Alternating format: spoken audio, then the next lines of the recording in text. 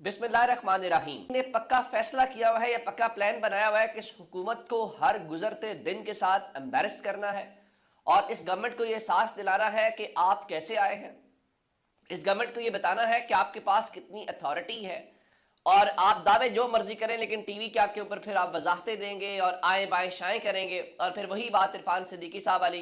कि अब हम इमरान खान साहब से उनके बयानात के मुतालिक दरखास्त करेंगे। कल तक आप प्रेस कॉन्फ्रेंसेस करते थे कि ये मुकदमा बना देंगे, वो मुकदमा बना देंगे, इधर मुंतकिल कर देंगे, अब आप दरखास्त करेंगे। मैंने आज ये लिखा और मैंने कहा कि क्या किसी ने हुकूमत को बताने की जहमत की है कि नहीं की। अब आप कहेंगे कि ये क्या बात है। वो ये बात है कि तहरीक इंसाफ की और हुकूमत की मुज़ाकराती कमेटी जनवरी के बिल्कुल आगाज में मिली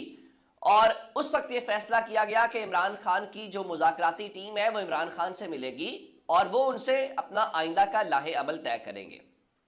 ये बात ठीक है और ये उनका हक भी है, ज़ाहिर अप्रूवल इमरान खान के साथ ही चीज़ें आगे बढ़ेंगी। लेकिन अब 10 दिन हो गए हैं, यानी 2 तारीख से लेकर आज 12 जनवरी तक पूरे 10 दिन के अंदर हुकूमत मुलाकात नहीं करवा सकी। और आप जानते हैं कि मामूल में भी जब इमरान खान के अहले खाना जाते हैं, जैसे हलीमा खान साहिबा कह रही थी उस दिन कि उनके ऊपर पाबंदी लगी हुई है, या उनके वकला या पार्टी के लोग जाते हैं तो मुलाकात नहीं करवाई जाती। कभी कोई बहाना कर दिया जाता है, कभी कुछ उसमें रुकावटें डाली जाती हैं या फिर अदालत से रुजू करना पड़ता है उन मुलाकातों को लेकर। आज इतवार है और छुट्टी का दिन है और मैं आपको बताऊं कि मामूल में वैसे भी सरकारी महकमे बंद होते हैं और इतवार मुलाकातों का दिन नहीं है। मुलाकातों के 2 दिन हैं, एक मंगल और एक जुमेरात। अब उस हवाले से इस बार हुआ यह था कि जुमेरात वाले दिन मुलाकात कोई भी नहीं हो सकी थी, ना वकला की हुई, ना मुज़ाकराती कमेटी की हुई, ना पार्टी लीडर्स की हुई और ना ही इमरान खान की फैमिली की उनसे मुलाकात हुई। वजह यह बताई गई कि चूंकि लिस्ट जाती है जिसको खान साहब अप्रूव करते हैं, उसके बाद जेल अथॉरिटीज उनको बुला लेते हैं उन लोगों की मुलाकात के लिए। तो उस दिन चूंकि खान साहब सिर्फ मिलना चाहते थे मुज़ाकराती कमेटी से, तो मुज़ाकराती कमेटी की लिस्ट भेज दी गई लेकिन मुलाकात नहीं करवाएगी, तो यूं फैमिली भी ना मिल सकी, कोई भी ना मिल सका। आज छुट्टी वाले दिन, इतवार वाले दिन इमरान खान से मुलाकात का एहतमाम करवाया जा रहा है। अब ये जो गैर मामूली हलचल है, आपको याद होगा एक बार आजम सवाती साहब को सुबह सवेरे ये ले आए थे और कोई 7:30 बजे गालिबन मुलाकात हुई थी जब वो एहतजाज मौखर करवाना था। उसके बाद जब 24 नवंबर को एहतजाज शुरू हुआ तो उसके बाद हमने ये देखा कि बैरिस्टर गौहर को जेल में लेकर जा रहे हैं, लेकर आ रहे हैं। तो फिर पता ये सबको चलता है कि फैसला उसी शख्स के पास है जिसको आपने पाबंदे सलासल किया हुआ है। आज छुट्टी वाले दिन के हवाले से इसलिए भी गैर मामूली है कि ये हुकूमत को ये पैगाम जाएगा कि जनाब आप 10 दिन जिसमें वर्किंग डेज थे, आज तो छुट्टी का दिन है ना, उन वर्किंग डेज में मुलाकात नहीं करवा सके और जब मुलाकात करवाने वालों ने करवाने का फैसला कर लिया तो छुट्टी वाले दिन भी मुलाकात हो गई। ये हुकूमत की कुल हैसियत है। मैंने इसके ऊपर ट्वीट भी लिखा तो समीना पाशा साहिबा ने बड़ा उसके ऊपर दिलचस्प जवाब दिया और उन्होंने ये कहा कि देखिए ये भी तो हो सकता है कि छुट्टी वाले दिन मुलाकात करके हुकूमत ने यह पैगाम दिया हो कि देखो हम कितने ज्यादा मजबूत हैं। लेकिन सबको पता है टीवी के ऊपर राना सनाउल्लाह क्या मौक़िफ़ इख्तियार कर चुके हैं, उसके बाद इरफान सिद्दीकी साहब क्या मौक़िफ़ इख्तियार कर चुके हैं, जिससे ये मालूम पड़ता है कि उनके पास कितनी अथॉरिटी है या वो कितना काम कर सकते हैं। तो बाकी जो सारी कहानियां हैं वो सबको आइडिया है ही है, उसमें कोई शक व शुबहात वाली बात नहीं है। अब ये जो मुलाकात है ये कितने बजे होगी, इस मुलाकात के हवाले से जो साहबजादा हामिद रजा साहब है जो तहरीक इंसाफ की मुज़ाकराती कमेटी के रुकन है, उन्होंने बताया कि उनके तमाम अरकान जो हैं वो इस्लामाबाद में पहुंच रहे हैं और जो टाइम है वो 2:30 बजे का रखा गया है। और 2:30 बजे का मतलब यह है कि मुलाकात चले अगर शुरू हो जाती है तो 2:30 बजे कोई ऊपर नीचे टाइम तो हो जाता है, लेकिन बात सिर्फ यह है कि मुलाकात होने जा रही है। और इस हवाले से फवाद चौधरी साहब ने भी लिखा कि break through in talks, a welcome development as PTI committee is likely to meet Imran Khan today at Adiala.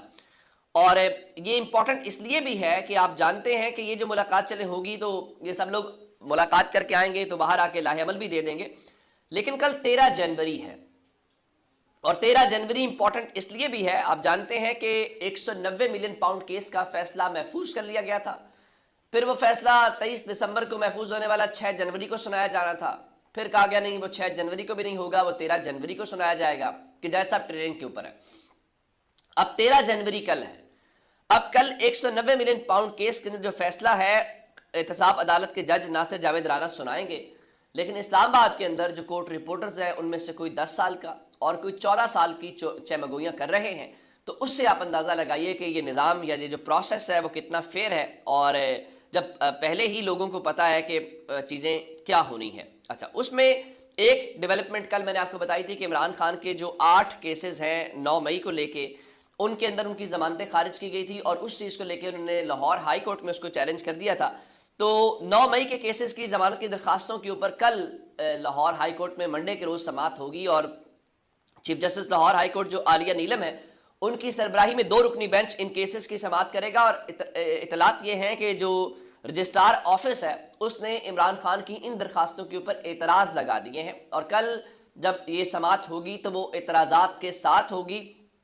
اب دیکھنا یہ ہے کہ کورٹ اس کے اوپر کیا پروسیڈنگز کرتی ہے۔ اب ضمانت اگر ہو جاتی ہے اور ہائی کورٹ سے ضمانت ہو جاتی ہے، چلیں پہلے تو انسداد دہشت گردی عدالت سے 4 کیسز میں ہوئی نا،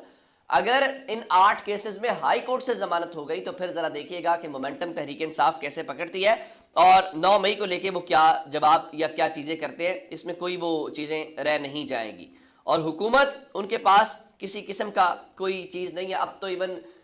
پہلے 9 مئی کے حوالے سے کہا گیا، ہم ہر پریس کانفرنس میں سنتے ہیں فیصلہ ساز منصوبہ ساز، اب ماشاءاللہ سے اسلام آباد میں وہ کچھ جو قاضی فائز عیسیٰ کے پی آر اوز تھے، جس میں وہ قیوم صدیقی ہیں، پھر وہ طیب بلوچ ہیں، یہ سب اب انہوں نے کل ایک نیا شوشہ چھوڑا، اور شوشہ یہ ہے جی 9 مئی کا جو سب سے بڑا بینیفیشری ہے وہ انڈیا ہے۔ تو ان کا جی یہ بات جج صاحبان کو کیوں سمجھ نہیں آ رہی، غالباً وہ سپریم کورٹ میں جو سماعت چل رہی ہے فوجی عدالتوں کے حوالے سے اس حوالے سے کہنا چاہ رہے تھے۔ اب آپ نے اگر انڈیا کے اوپر معاملہ ڈالنا ہے تو میرا خیال ہے پاکستان میں آج کل انڈیا کو لے کے جو معاملات ہیں اس پہ کوئی زیادہ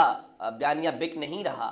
اور پاکستان کے لوگ اب ذرا اور طرح سے سوچ رہے ہیں، اور طرح سے سوالات اٹھا رہے ہیں، تو میرا نہیں خیال کہ یہ شوشہ بھی کو ذرا زیادہ پذیرائی حاصل کر پائے گا۔ اب ایک اور چیز، اب غالباً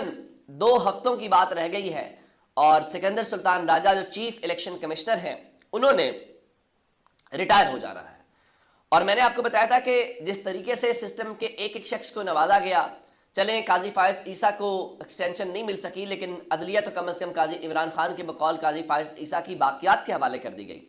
پھر میں نے کل آپ کو بتایا کہ جو چیف الیکشن اٹارنی جنرل صاحب ہیں وہ کل خوشاب کے اندر تعمیراتی سڑکوں کا افتتاح کر رہے تھے، وہ جلسے جلوس کر رہے تھے، حالانکہ یہ غیر جانبدار اور کانسٹیٹیوشنل آفس ہے، لیکن ایک ایسے ہی کردار سکندر سلطان راجہ ہے